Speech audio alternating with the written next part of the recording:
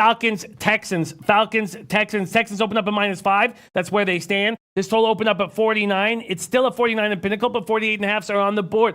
Falcons are in a tailspin. I'm ready to expect to lose all of my future bets on them.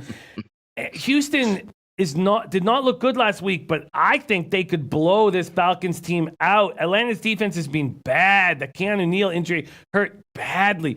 What's wrong with the Falcons offense, Donnie? I just don't get it. Freeman rushed 12 times for 28 yards. I mean, yeah, he's receiving out of the backfield, but 12 for 28. They're playing horrible. And their team on paper should be lighting it up. I don't know. I was on the over in the Falcons-Titans game. And when the Titans got out to that early lead, I'm like, oh, this is going to cash. 3 points in the second half is what I got. I just couldn't believe it. I'm interested in the Texans, and I'm interested in the Texans team total over. It is at 27.5 in my book, which is pretty high. Donnie RightSide, Falcons, Texans.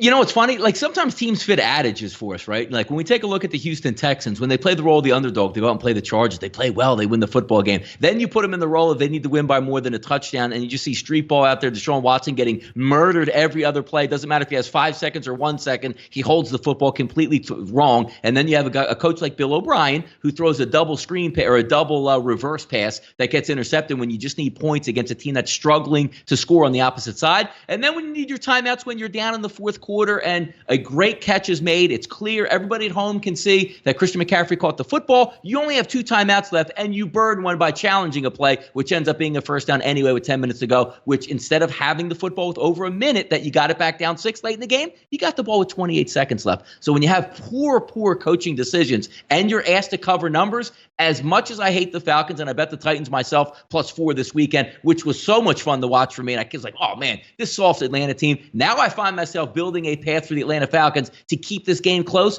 just because the buffoon Bill O'Brien won't allow Houston to be great in the favorite role. That boy Cold said, I said it Sunday and I'll say it again, not betting Falcons again this season. The fence is garbage. Then again, Houston should not be laying more than 3 points to anyone. DT Doug says Matt Ryan has lost arm strength.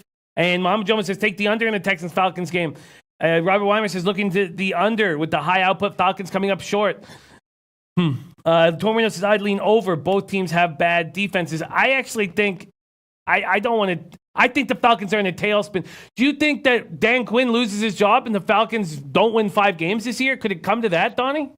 It's crazy because you figure when Drew Brees went down, what are we all saying? Oh my God, look at this. Easy path for the Atlanta Falcons. And they seem like they can't get out of their own way. And again, their one win of the season came against a team that basically said, we don't have anybody to play in this football game. We all got hurt before the game. That's the only one they won. And they should have lost that ball game. And I'm still trying to find a way to back them just because of my bias towards the Houston Texans are way more talented than the Atlanta team. They have better pieces on defense. They should win this game comfortably. And then I see Deshaun Watson running around for 10 seconds, getting strip sack fumbled, and the head football coach, which never makes the right decision. If they're getting 5, like, hey, you know what? I'm tuned in right here on the Texans. If they have to win the game by a touchdown or more, I don't want anything to do with the Texans, Jimmy.